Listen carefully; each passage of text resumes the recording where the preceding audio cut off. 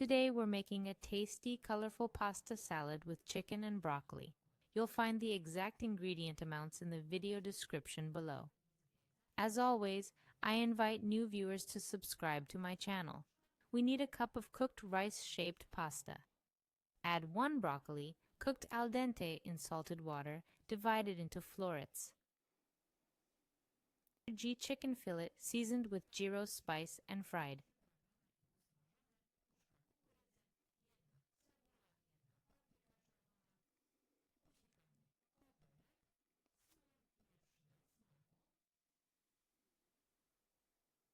Add 2 spoons of mayo, 2 spoons of cream or yogurt mix.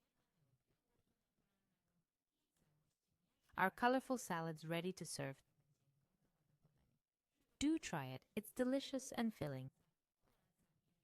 Enjoy your meal.